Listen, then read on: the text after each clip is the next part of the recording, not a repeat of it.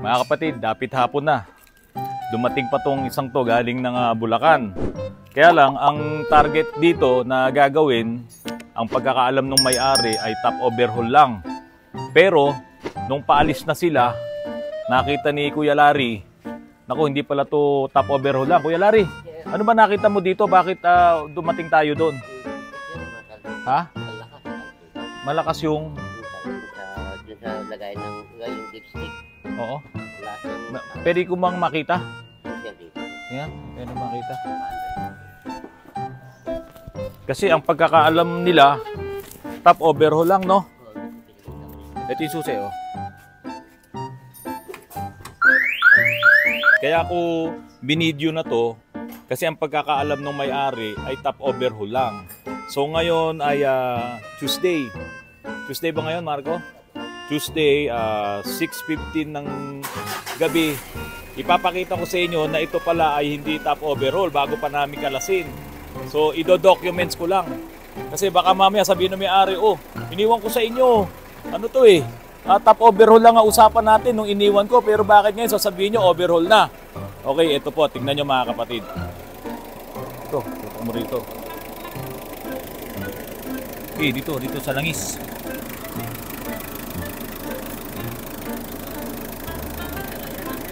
Ayan, oh. Nakita mo, tumatalsik yung langis. Ayan, oh. Kaya mga kapatid, tingnan nyo kung gaano kalakas yung talsik ng langis. So, ito po ay hindi na masasabing ordinaryong talsik lang. Okay, sa ano, dyan sa ano. Okay. Oh, yung camera, huwag mo masyado ano. Pinatay na nila yung breather. Ito. Ano nun, di ba? Yun. Dapat dito yun.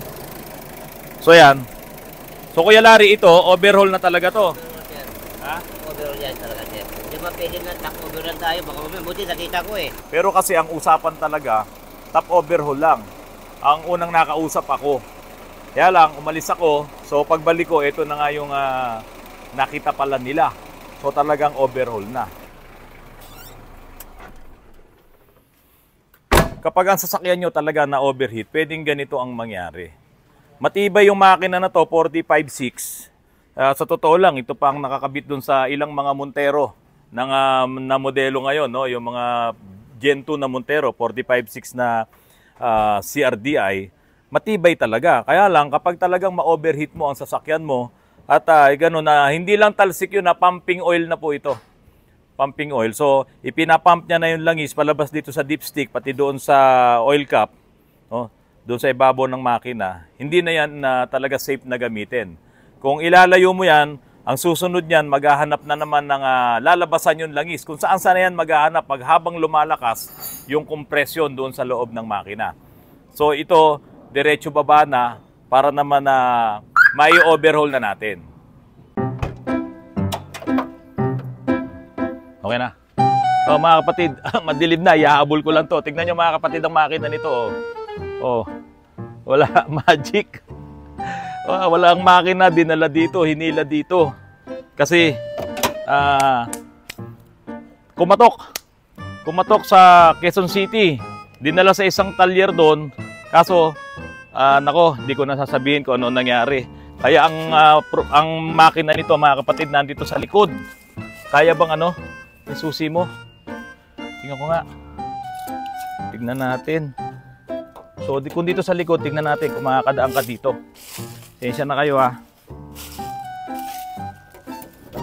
Ito. Ito yung makina. Tika, madilim na oh. So, ayan. Sa amin, hindi naman sakit ng ulo to. Wag lang may nawalang pyesa. So, itong unit na to, dinala sa amin dito. Ito na ang itsura. Talagang wala na. Puzzle na to. Puzzle na. Pero since kabisado natin ang 4JA1, sige, sara na natin, Marco. Yan. Doon tayo sa maliwanag. Wala namang magiging problema sa amin to. Ilalako lang. Yan. Kayang-kaya natin to. So ito, kumatok. Talagang nasira ang sigunyal, ang crankshaft nito. Pangako ko sa may-ari, bubuin talaga natin yung makina. Kaleo, lahat gagawin natin para dito sa sasakyan mo. Huwag ka pong mawawalan ng pag-asa. Kaya-kaya po natin yan, Kaleo. Ito mga kapatid, natanggal na ni Junjun. Paano pa pagka wala na si Junjun, pagka nasa UAE na yan? Ayun, Ha? Ayan. Ito, tingnan nyo. Itong Starex na to, namumroblema kami. Kasi hindi namin makalas-kalas yung nag-iisa itong number 2 na injector. So, ang dating, ang nangyari, palyado itong Starex dahil hindi namin ito makalibrate yung nag-iisang injector. Dahil nga, mahirap alisin yung mga injectors. Tignan nyo, Yan, untog Ngayon, tulad nito, halos sa barado na talaga. At yung tatlo, halos wala talagang lumalabas, no? Walang lumalabas na. Kaya nga, ayaw umandar nito So yan, bukas, calibrate na to. Mga kapatid, tingnan nyo yung mga ginagawa namin. Ito muna ang ibablog ko sa inyo. Ito yung isang ililip na naman namin. Medyo madilim na nga lang. So ito, double wishbone. Yan, double wishbone siya. Ito yung mga ginagawa namin. Isang higante na naman to. Ang may-ari nito, nasa US pauwi na ngayon. Ngayon, ang likod niya, disc brake. Ayan. Naka-disc brake na po ito. Pajero. Ayan. LSD na yan. Naka-over axle na yung kanyang molye. Kaya talagang tataas siya. Dito naman, original na Isuzu pa rin yung molye niya. Kaya yung nangangailangan ng mga pang-ilalim ng Isuzu, ito isang straight to. Ito yung kanyang differential. Tapos yung mga arm nito, lahat kompleto. Kung nangangailangan kayo, pati yung mga rotor, pati mga caliper, lahat. Galing po dito sa unit na to. Itong unit na to, hindi to laspag kasi ang may-ari nito pabalik-balik sa US. Ngayon lang, pag uwi niya rito, gusto raw niyang mag-trail-trail. Kaya ipinagawa niya ngayon na isang higante na naman. Wala pa akong pangalan dito. Ano ba ipapangalan natin dito? Tolits. Ha? Whitey? Whitey daw. So ayan si Engineer Tolits, si Junjun, yung pinsang kong Playboy, si Rek. Tapos, angat. Yan, yung ating transmission expert. Punta muna tayo doon. Hintayin natin yung development nitong si Whitey. Ayan. Sige, sabi ni Engineer Tolits, si Whitey daw. So ito naman, napakaliit na sasakyan. Nang dahil lang sa mahirap hanapin naman ng pyesa niya, ito, naka-standby sa amin. Ayan. Tambay muna ang dumating na ba pyesa dito? Yung tie rod end. Wala pa, di bali. Okay. Ito naman, nasa ibabaw. Ayan, ino-overtime ni Ronron, yung ating expert sa crankcase. Ito po, nagkaroon ng singaw. Nagkaroon ng leak yung oil doon sa collar gasket. Kaya ibinaba po ang crankcase niyan. Ito, ito. Ibinaba yung crankcase. Ito yon. So, ang leak niya ay dito po nanggaling. Siguro nandyan yung collar, paabot. Ito yung tinatawag na collar gasket. Yan, dalawa. Okay. So, ito po kasi, talagang ang ginawa dito ay nag-overhaul ng automatic transmission. Ito, in-overhaul to ni Chip saka ni Gerald. Yan. Automatic transmission ng Isuzu Crosswind. So, ito ngayon, isasampa na lang dito. Kaya lang, nung nakita namin na may leak nga yung collar gasket, sabay na yung crankshaft oil seal, so tinawagan yung may-ari, sir, ano po ang plano nyo? Kasi kung isasampa namin yung transmission mo, na leaking na yung collar gasket mo, saka yung crankshaft oil seal, magagastosan kayo ng malaki kapag yun ay lumala ang leak nun. So, yun na, ginawa na namin. Kaya ngayon, nandito ngayon si Ronron para palitan. So, ang collar gasket po natin, original, Isuzu. Ayan. Hindi po tayo naglalagay ng local. So, ito po yung nasira. Ito yung dito sa side na to. Ito naman yung dito. So, ito yung nagli-leak palagi sa mga 4JA1 na series ng makina. Dito nagli-leak kasi talagang tumitigas na yung hindi na nga siya hindi na nga siya rubber, hindi katulad nito, rubber na rubber pa. Flexible pa, ito hindi na. So lagay ko na dito, Ronron Yan, original yan. So kami nag-overtime. Okay, dito tayo, Marco. Ay hindi, ito pala Ayan. So dito na kami to. Yan, isasampa ngayon yung crankcase. So leaking na siya dito, kaya mapapansin nyo naman, ayan, oh, talagang naglalawa yung langis dito. Dahil nagli-leak na nga yung langis dito sa collar gasket, saka dun sa harap. Kaya pagka umaandar yung sasakyan, ayan, tulo lang ng tulo yung langis dyan. At yan ay napakadelikado. Dito ba wala tayong leak sa oil cooler? Wala po yan. Wala, ano? Oil seal po, meron po. So dito sa oil seal, palit din tayo niyan. O dito may oil seal dito. So yan, si Ron master dito. Yan, mga kapatid, tingnan nyo. Kapatid, ito po, kapatid talaga yan. Ha? Ano yan? Ano yan? Certified. Certified kapatid po yan, mga kapatid. Yan, tayo. Okay. Bago ko puntahan itong nasa table ko, papakita ko muna sa inyo, mga kapatid, itong isang ginagawa namin dito, Isuzu D-Max. Yan. Pingin naman ako ng basahan, RJ. So ito po, body lift. Ang makina nito, 4JJ1. Ngayon, ang lip blocks na kinabit namin dito, 3 inches lang, hindi ko ginawang 4. So ito po, papakita ko sa inyo. Ito yung lip blocks, oh. Yan. Kulay puti, kasi wala nang available na block. Pero malaki po ito, 60 mm. Hindi po ito yung 50 mm, yung 2 inches na lip blocks. Ito po, 60 mm yan. Lahat yan, 12. Tapos lahat ng tornilyo niyan, palit, no? Yan, no? Mga tornilyo niyan, yan. So, nagpalit po kami ng mas mahaba na tornilyo. 12. Na mataba po dyan. Mataba, oo. Ano rin to, 12 din. 12 mm to na 1.25 yung kanyang thread. So, nagpalit din po yan. Lahat yan, palit yan. So, 12 yan. Ngayon, lahat ng mga may hila na parts, dahil nga ito po ay binadilip po, so pati ngayon yung radiator, i-remount din namin. Kailangan ibaba yung radiator para tumapat siya dito sa clutch pan. Di ka dito. Yan.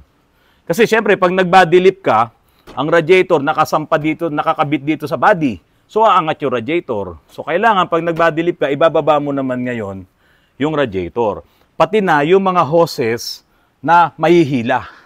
Yan. Pati yung cambio, iigsi yun. So, gagawa namin ng paraan na humaba yun. Yan ang mga ina-adjust namin sa body lift. Pati na rin yung bumper. Siyempre, may iiwan yung bumper dahil nakakabit sa chassis yun, iaangat din. Ito naman po, naka-steel bumper na. Ito, yung steel bumper niya. Yan. At maganda po ang mags ito, naka-fuel. Yan. Ito yung center cap. Yan. Fuel. Ito po, nakakabit na yung gulong sa harapan. Ayan, oh. So, malaki. So, ito po talaga, mga kapatid, dahil malaki talaga yung gulong, sasayad po talaga dito. Ang gagawin ng aming pintor, talagang magbabawas kami dito sa plastic at doon sa yero, doon sa loob. Talagang babawasan namin. At itong mudguard na to, paalisin na namin to at papalitan na po namin to ng mga off-road mudguard na nabibili online. Payag naman yung may-ari doon para nga hindi sumayad. Ito kasi tataas pa ng konti ito, may i-adjust pa kami. Magre-reset pa ako ng konti sa torsion. Pero yung allowable lang, siguro mga less than 2 inches na lip, tataas pa to. Kaya kung nandito to, mapupunta yan dito kapag nag-adjust ako sa torsion. Pero kapiraso lang. Hindi pwedeng sumobra kasi magiging matagtag yan. Okay. Nasaan yung ano nito? Steering column. Nakakabit na ba? Nakakabit na pala eh. Yung steering column kasi, since ito ay tumaas, yung steering column iigsi yun. Kaya yun ay dinugtungan na namin doon sa aming tornuhan. Yung Marco, tignan mo kung masisilip mo. Yung steering column. Ayan, yan yun. So, yung steering column na yan, dinugtungan na po namin yan. Dito, may torno naman tayo eh. Kaya hindi po magiging problema. Okay, Marco. Lipat tayo dito. Itong center cap, dito ko muna ilagay ha. O, kasi baka madisgrasya, baka maapakan to eh. Basag yan. Mga kapatid, okay, punta naman tayo dito. Ito yung oil cooler. Ito naman, Fortuner. So, ito, isang case na naman na naghalo yung tubig at saka yung langis. Ang maganda lang dito, naagapan. Kasi nakita kagad, pagbukas ng radiator, may namumuti na yung kanyang iba na yung kulay. Nung kanyang kulan, sa halip na berde, meron ng kulay gatas. So, ganun na yung nakita niya. So, nung nakita niya kagad yun, naagapan kagad na dala dito sa amin. Wala na mga problema, wala siyang back pressure, hindi naman siya nag-overheat. Pero, yun nga, yung oil niya, saka yung coolant naghalo na. So ang una namin tinignan ay ito nga pong oil cooler kasi wala namang ibang pagdadaanan basta-basta yung mga coolant na yan or kung tubig man yan na magkokos para magmix yung coolant at saka yung oil. Pwede, katulad nung Innova, talagang nagkaroon ng defect yung kanyang cylinder head. Pero ito naman, ay dito naman siya nagkaroon ng problema dito sa oil cooler. Ito tinest namin kanina, nilagyan namin ng pressure ng hangin dito, tinakpan namin tong kabilang side. So, nung nagkaroon ng pressure dito, nilagyan namin ng oil dito sa loob, pinuno namin ng oil yan. At yun nga po, meron pong bula dito. Bumubula siya na mahinang-mahina. Mahinang-mahina dahil malamig na hangin yung inilagay namin. Galing lamang dun sa aming kompresor. Pero kung ang papasok dito ay yung coolant na high pressure na siya, na mainit na galing doon sa makina, okay, yung coolant na yun lalabas at hahalo dito sa oil. Kaya nga po, pag tinignan nyo yung radiator cap, ayan, may nakalagay dito 108 kilopascal. So yung kilopascals, unit po yun ng pressure din eh. So mataas po yung pressure na yun. At habang umiinit ang makina mo, no, tumataas yung pressure na yun at pagdating doon sa 108 kilopascals na yun, ito nag-o-open. Ayan. Kasi ito po ay parang thermostat valve din yan. So pag open nito, lalabas ngayon yung coolant papunta doon sa reservoir. Ngayon, pag lamig na naman, hihigupin niya ulit yun. Kasi hindi pwedeng hindi niya ilalabas. Hindi niya pwedeng hindi pahingahin. Di ba? Or else, sasabog yung mga hose doon sa sobrang pressure. Pero yung pressure na yun, mataas na yun, yung 108 kilopascals na to. So pag ganun-ganun lang yung coolant, reservoir, babalik ulit, hihigupin ulit doon sa radiator. So ito, nagko-close open din to. Depende doon sa pressure.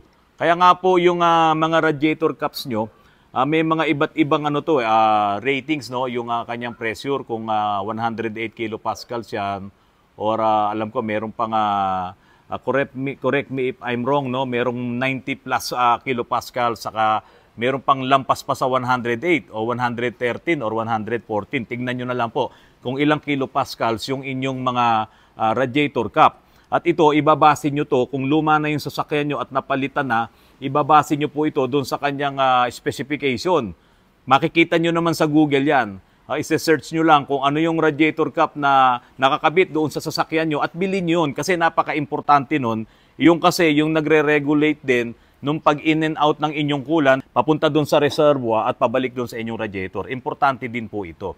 Kung maliit na radiator lang, huwag mong lalagyan ng mataas na pressure na radiator cap. At siyempre, sobrang init na nun. Kaya minsan tumataas ang inyong temperature. Diba? Kasi hindi makalabas yung, yung pressure, hindi siya makahinga.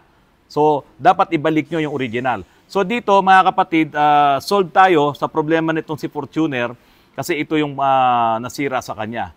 Ang pagkakaalam ko, nasa 12,000 yung replacement at yung original nasa 30,000 plus. So, yun mga kapatid, solve tayo dito.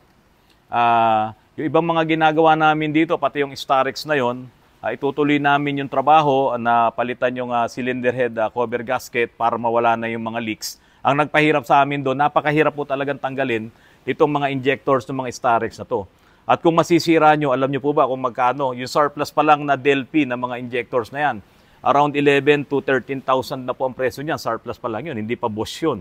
Kaya dapat maingat na maingat. Ngayon, kung bibiglain mo, mga kapatid, talagang mamumroblema ka pag nasira mo yun. Mag-aabono ako pala mamumroblema, hindi pala ikaw. Ngayon, kung kayo po ang magbubukas niyan, magtatanggal niyan, no, siguraduhin nyo po na maiingatan nyo dahil medyo mahal po talaga yung presyo ng mga injectors na yan, lalong-lalo na itong mga modelong Starex. So mga kapatid, yun muna po at sa mga susunod na araw, siguro itong D-Max na to, bibigyan ko to ng update kapag naitaas na namin, nailip na namin to. Ito po ay 4 to 5 inches lift lang, 3 inches doon sa body lift at magkakaroon kami ng suspension lift na another 2 inches. So 5 inches lift po itong D-Max na yan. So mga kapatid, 99,559 ang countdown po natin. Kaunti na lang at malapit na po yung ating silver play button. Nako, hinihintay na po natin yan. Sana ngayong gabi, kaya lang wala pa kaming cake. May binili ka na ba, sweetheart? Pakita mo na may sweetheart ko. Ayan, oh. Sana ngayong gabi mag-hit na to. Pero kung hindi pa, sinisigurado po namin, bukas mag-hit ito. 99,559, malapit na. Sinisigurado ko, bukas yan, papalo na yan ng 100,000 subscribers. Mga kapatid, utang na loob ko po sa inyo ang pagdami ng aming mga subscribers. At umasa po kayo, lahat ng mga ginagawa namin dito, hanggat maaari, ipapakita ko na yan sa YouTube para lahat po ay makinabang. At kung may mga tanong po kayo na gusto nyong sagutin ko kahit hindi ko magawa ng mga visuals, no, sasagutin po namin ni Chip yan. Para kahit naman pagka wala na kami sa mundong ibabaw na ito, makikita nyo pa rin kami sa YouTube, kami ni Chip. Mga kapatid, 11 days na lang po, Kadong Cardinosa. 50th birthday mo na yan, Kadong. Golden birthday mo na po yan. Namimiss ka na po namin dito sa Rizal. Alam niyo naman po, marami kayong tulong sa amin, lalong-lalo na po sa aking pamilya. Kaya po, lagi rin po namin ipinapanalangin na kayo po ay laging safe dyan sa Eastern Samar. Mga kapatid, maraming salamat po at magandang gabi po sa inyong lahat.